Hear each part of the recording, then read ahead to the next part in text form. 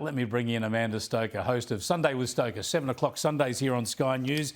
Congratulations on your first program, Amanda. I'll tell you what I loved about it. I love the way you told us at the start about your love of politics, love of the country, love of the debate. You're in it for the right reasons, and it's fantastic to hear that passion. And when you've got that sort of passion and you see what's going on in Alice Springs and you hear what Anthony Albanese is doing about it, are you filled with confidence or trepidation?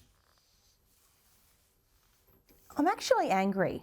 I'm angry because he has spent the last year talking about referendums to virtue signal about recognition of Indigenous people in the Constitution, while this has been simmering for a really long time. And then when violence breaks out and crime breaks out on the streets of Alice Springs, he takes his time meandering his way up to Alice Springs for a quick fly-in, fly-out visit. It seems he's been more interested in taking selfies with his dog on the couch than he has about the safety of the people who live in town. And then when he's questioned about what the right approach is, first he says, we don't want to do too much because we might offend people on a racial basis, followed quickly by, there's no easy answers, when only a few days ago he was pretty happy to throw the previous government under the bus at every possible opportunity. This deserves something better than diversion and sledging and carry on. It requires a deeply connected, intelligent, heartfelt response that acknowledges the deep humanity of everybody, whatever the colour of their skin, who live in that part of the world.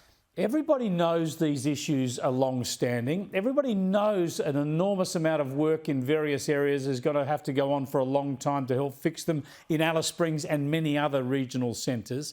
But this is really a gift to Anthony Albanese as a new Prime Minister, to spend some time there, to invest in this, and link it to The Voice if he so chooses, but actually make some historic progress here. Instead, as you say, he spends 3 days at the tennis in Melbourne.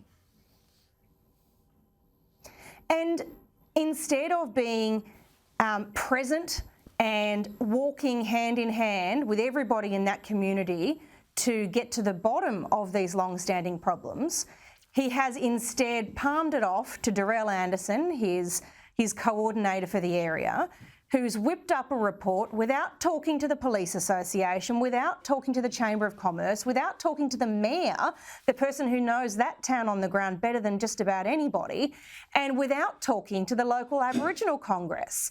Now, by any measure, Ms Anderson cannot do the job that is required of her in a way that is connected to the needs of that community without talking to people on the ground. And so Mr Albanese's palm off has produced a report that he hadn't read. You'd think it would be on the top of the stack of things he needs to read. And while he takes his time to do that, people of every background in Alice Springs are scared to leave their homes, scared to be in their homes too. Yep. It's not an acceptable situation. It is not acceptable for a moment, and it's got to get all of his attention super quick. I want to go quickly to another issue, though. I've railed against these vaccine mandates in this country for so long. Most of them were never justified. Certainly none of them are justified now. We had the former Deputy National Medical Officer, Nick Coastworth, say as much earlier in the program. Don't we need to get rid of these across state and federal immediately? And don't we need a royal commission in this country to look at the state and national responses to demonstrate where we went too far? Look, I am on all fours with you about these issues for a long time.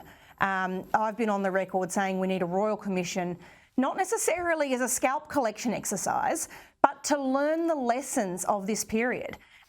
Mandates were never justified in the blanket fashion in which they were applied. They were only even tenuously arguable in high-risk environments and for the briefest of periods. And the consequences that they have borne upon people who wanted to protect their individual right to decide what substances go into their bodies has been huge. The consequences continue to resonate through our economy. There are teacher shortages.